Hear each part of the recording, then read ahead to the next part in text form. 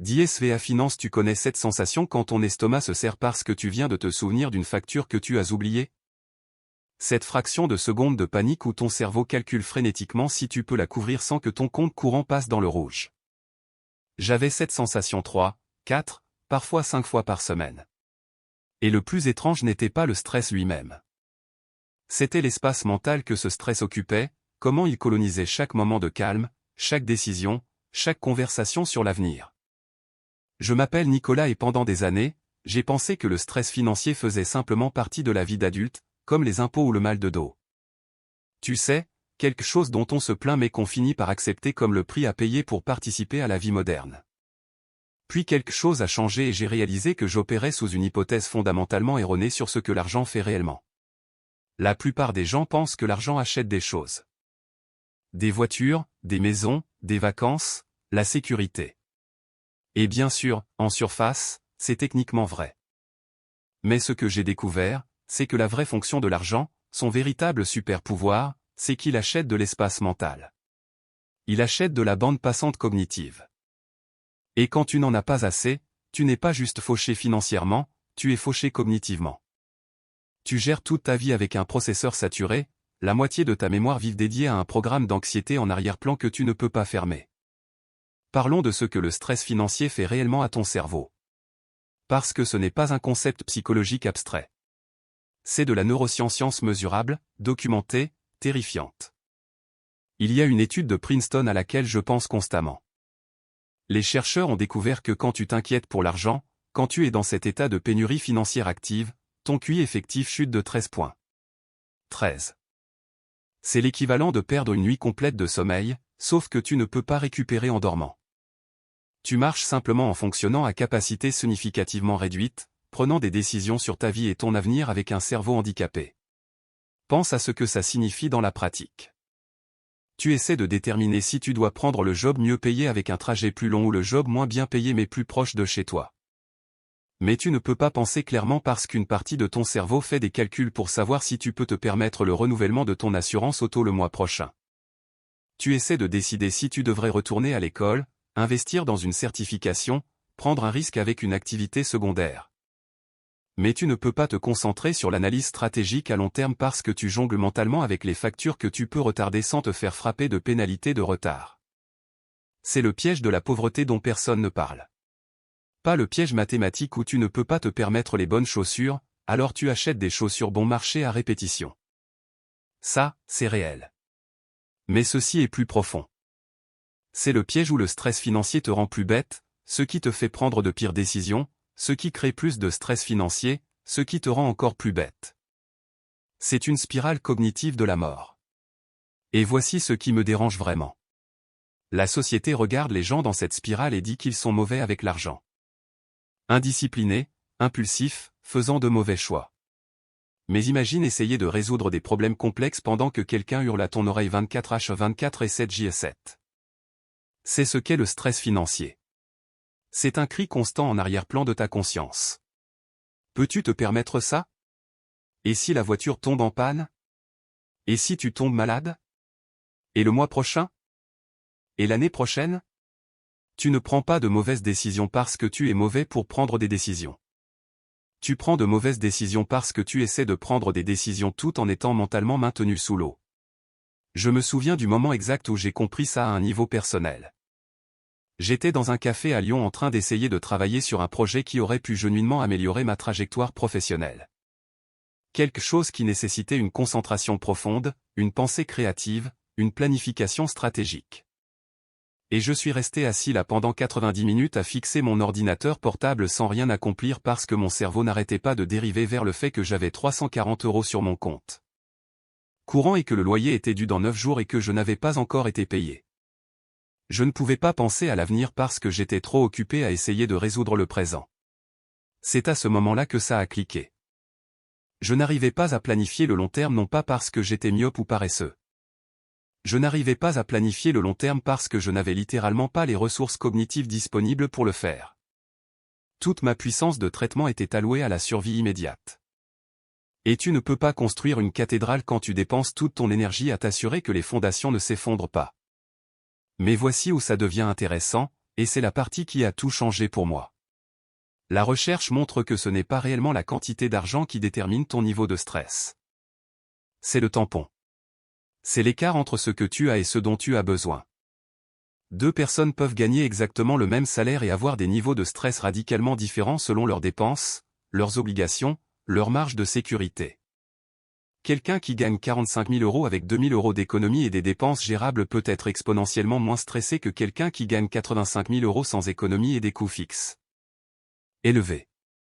Parce que le stress ne concerne pas la richesse, le stress concerne la volatilité. Il s'agit de savoir si une dépense imprévue de 600 € est un inconvénient ou une catastrophe.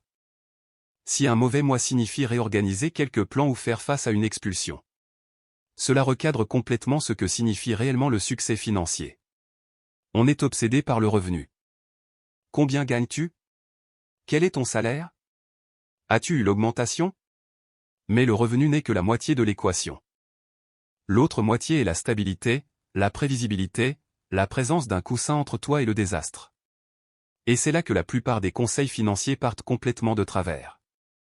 Ils te disent d'investir, de construire la richesse, de penser à long terme, tout cela est correct éventuellement. Mais si tu es actuellement dans la spirale cognitive de la mort, si ton cerveau fonctionne à capacité réduite parce que tu t'inquiètes constamment d'arriver jusqu'à vendredi. Te dire de penser à la retraite, c'est comme dire à quelqu'un qui se noie de se concentrer sur sa technique de nage. Le conseil n'est pas faux, il est juste catastrophiquement mal chronométré. La première étape pour sortir du stress financier n'est pas de construire la richesse. C'est de construire le tampon, ce premier morceau d'argent qui se place entre toi et la panique. Parce que cet argent ne reste pas juste sur ton compte bancaire, il reste dans ton cerveau, libérant de la puissance de traitement. Il enlève le cri de l'arrière-plan. Et quand ça arrive, quand tu n'opères plus en mode survie constant, tout change, pas seulement financièrement, toute ta relation avec les décisions, avec le temps. Avec les possibilités se transforme d'une manière difficile à expliquer à quelqu'un qui ne l'a jamais vécu. J'ai vécu ce changement de première main il y a environ 3 ans. J'avais finalement réussi à gratter 1 500 € et à les mettre sur un compte d'épargne. Je me suis promis de ne pas y toucher sauf si quelque chose cassait vraiment. La chose la plus bizarre s'est produite. En 2 semaines, j'ai remarqué que je dormais mieux. Pas parce que quoi que ce soit dans ma vie avait objectivement changé. Même travail, même appartement, même vieille voiture faisant le même bruit inquiétant. Mais mon système nerveux avait rétrogradé. L'anxiété constante de bas niveau qui avait été ma base de référence pendant des années, la chose que je pensais être juste ma personnalité, s'est avérée être une réponse rationnelle à une instabilité genuine. Au moment où j'ai eu une fine barrière entre moi et la catastrophe, mon corps a cessé de traiter chaque jour comme une crise. J'ai commencé à prendre de meilleures décisions presque immédiatement. Pas parce que je suis soudainement devenu plus intelligent ou plus discipliné, mais parce que j'avais la bande passante pour réellement penser. J'ai commencé à préparer mes repas parce que je pouvais me permettre d'acheter des courses en gros.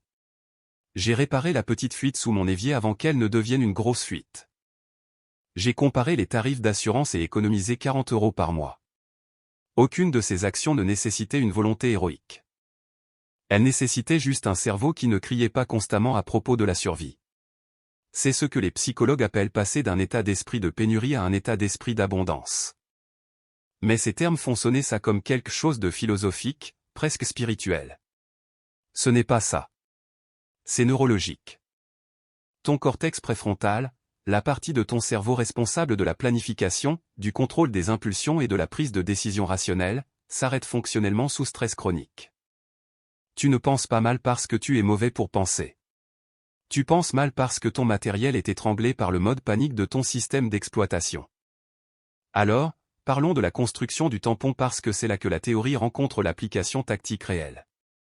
Le chiffre que tout le monde avance est 1 000 €. Et honnêtement, ils n'ont pas tort. 1 000 € suffisent pour gérer la plupart des urgences courantes sans faire dérailler toute ta vie financière. Pneus crevés, téléphone cassé, problème médical mineur, facture imprévue. Ça ne couvrira pas tout, mais ça couvre la majorité du chaos qui garde les gens piégés. Mais voici ce que personne ne te dit à propos de l'épargne de ces premiers 1 000 €. Ça va prendre plus de temps que tu ne penses. Et ça va être plus difficile que ça ne devrait l'être parce que tu essaies d'économiser de l'argent tout en payant simultanément la prime de pauvreté sur tout le reste. Tu achètes le rouleau unique d'essuie-tout parce que tu ne peux pas te permettre le pack de 12. Tu paies des frais de découvert. Tu es coincé dans le cycle coûteux tout en essayant de t'en sortir par l'épargne. C'est comme essayer de te sortir d'un trou pendant que quelqu'un continue à y jeter de la terre. Les maths sont brutales. Si tu peux économiser 50 € par semaine, ce qui est genuinement difficile pour quelqu'un qui vit d'un salaire à l'autre, il te faudra 20 semaines pour atteindre 1000 €. Ça fait 5 mois. 5 mois à dire non à tout, à sentir que tu ne fais aucun progrès, à regarder tes amis sortir pendant que tu restes à la maison à manger du riz et des haricots pour la 4e soirée d'affilée. Et cela suppose que rien ne va mal pendant ces 5 mois. Pas de problème de voiture, pas de facture vétérinaire d'urgence, pas de dépenses surprises qui effacent 3 semaines de progrès en un après-midi. C'est pourquoi la plupart des gens ne construisent jamais le tampon.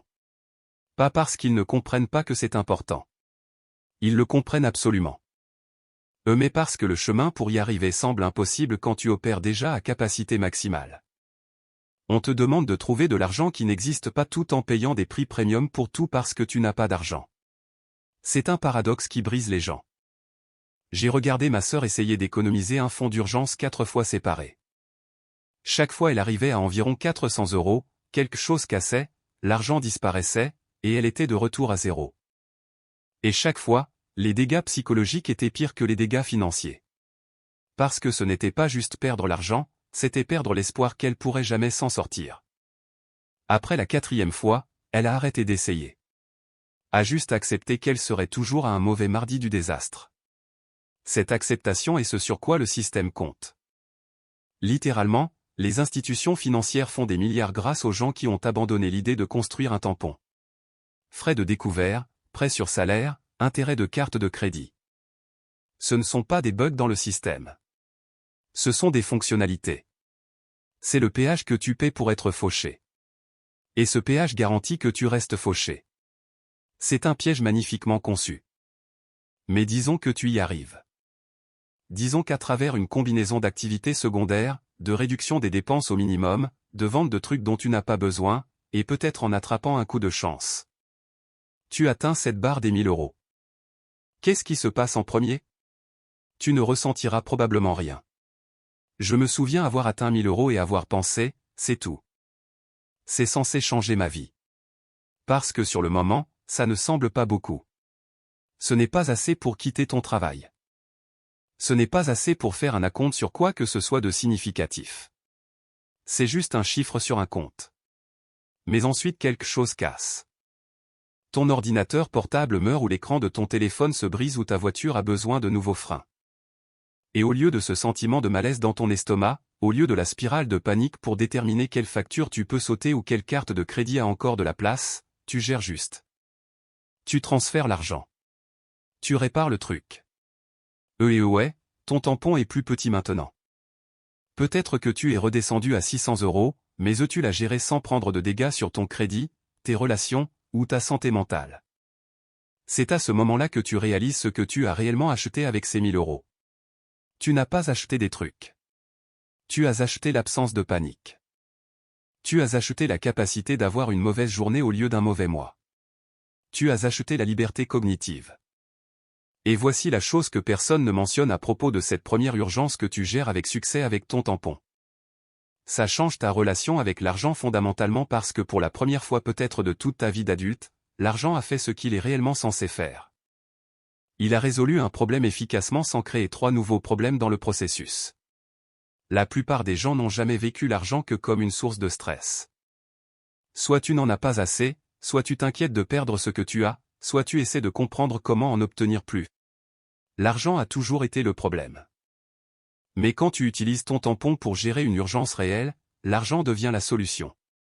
Et ce changement de perception vaut plus que les euros eux-mêmes. Parce que soudainement tu comprends ce que les gens riches ont toujours compris. L'argent n'est pas le but. C'est un outil. Et les outils ne sont utiles que si tu les as quand tu en as besoin.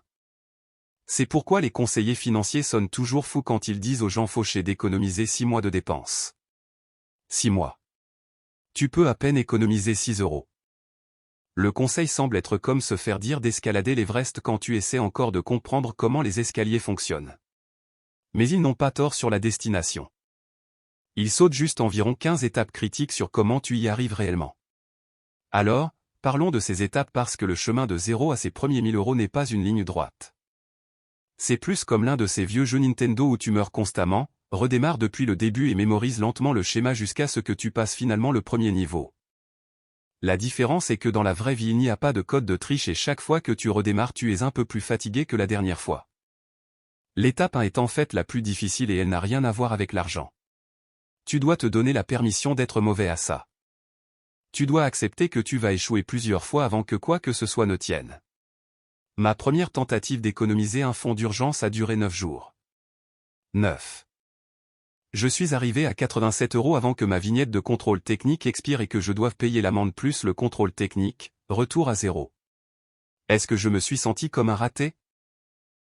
Absolument. Est-ce que j'ai abandonné? Finalement, non.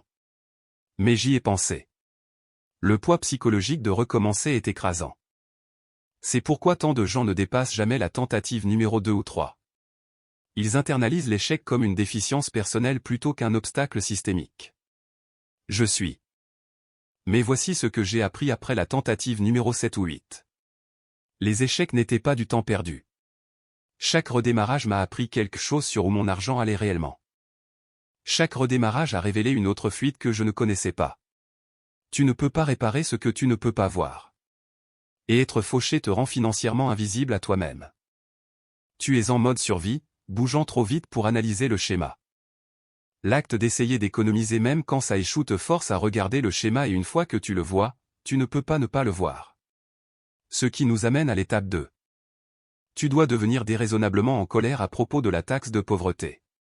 Je parle du genre de colère qui supplante ton épuisement. Le genre qui te fait marcher 10 minutes de plus pour éviter les frais de distributeur automatique, le genre qui te fait préparer tes repas le dimanche, même si tu préférerais dormir. Ce n'est pas durable pour toujours, et ce n'est probablement pas sain à long terme. Mais à court terme, la colère est du carburant pour fuser. Je savais que j'avais tourné le coin quand j'ai commencé à prendre les frais de commodité personnellement. Des frais de service de 2,50 € sur un achat de 15 €, ce n'est pas des frais. C'est du vol habillé en costume, et je refuse de les payer.